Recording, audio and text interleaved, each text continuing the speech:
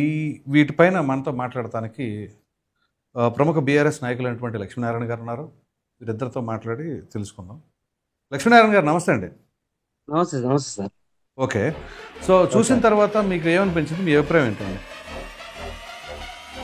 Sir నేనేమంటున్నా అంటే ఈ యొక్క డైరెక్టర్ రాజమౌళి గారిని మేము చాలా గౌరవిస్తాం. అతను బాలీవుడ్ తరహాలో సినిమాలు తీస్తారని మేము చాలా ఆయన మీద విశ్వసిస్తూ ఉంటాం, మేము అభిమానులం కూడా. ఎప్పుడైతే ఈ యొక్క రామోజీ ఫిలిం సిటీలో మహేష్ బాబు గారి సినిమా సంబంధించి మా నాన్నగారు ఇలా మాట్లాడారు నాకు నచ్చలేదు, మా ఆవిడ ఇట్లా మాట్లాడి నాకు నచ్చలేదు, ఏదైతే ఆయన హనుమంతుడి మీద చేసిన వ్యాఖ్యలను నేను తీవ్రంగా ఖండిస్తా ఉన్నాను.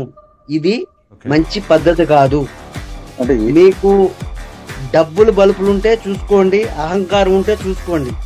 ఈ యొక్క భగవంతుడి మీద ఎటువంటి వ్యాఖ్యలు చేసినా ఒక హిందువుగా మాత్రం మేము ఊరుకునే ప్రసక్తే లేదని చెప్పేసి మేము ఈ సందర్భంగా మీ యొక్క ఆదాన్ మీడియా ద్వారాగా ఆయనకు తెలియజేస్తా ఉన్నాం. ప్రేమించేది అభిమానించేది రాజమౌళి గారిని. ఎందుకంటే నేను ప్రసాద్ ల్యాబ్లో కానీ ఇంకొక ల్యాబ్లో కానీ రామానాయుడు గారి ల్యాబ్లో కానీ నేను చూస్తూ ఉంటాను. ఆయన్ని చూసినప్పుడు ఆయన చాలా స్విఫ్ట్ డిజైర్ కార్లో లేకపోతే ఆటోల్లో కూడా తిరిగే వ్యక్తి ఆయన.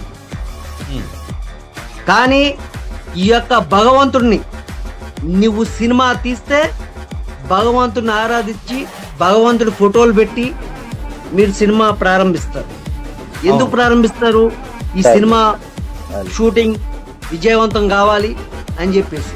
అదే స్ఫూర్తితోటి సినిమా షూటింగ్ అయిపోయిన తర్వాత కూడా గుమ్మడికాయ కొడతారు. మరి ఇటువంటి వ్యాఖ్యలు చేయటం మేము చాలా మదన పడతా ఉన్నాం. హిందూ సంఘాల్లో కూడా ఇంత పెద్ద ఆయన ఏదో చిన్న వ్యక్తి అన్నాడంటే అది వేరే విషయం. ఒక లెజెండరీ డైరెక్టర్ మాట మాట్లాడడానికి మేము తీవ్రంగా జీర్ణించుకోలేకపోతున్నాం. అందుకనే బలుపు అనే వర్డ్ కూడా వాడవలసి వచ్చింది.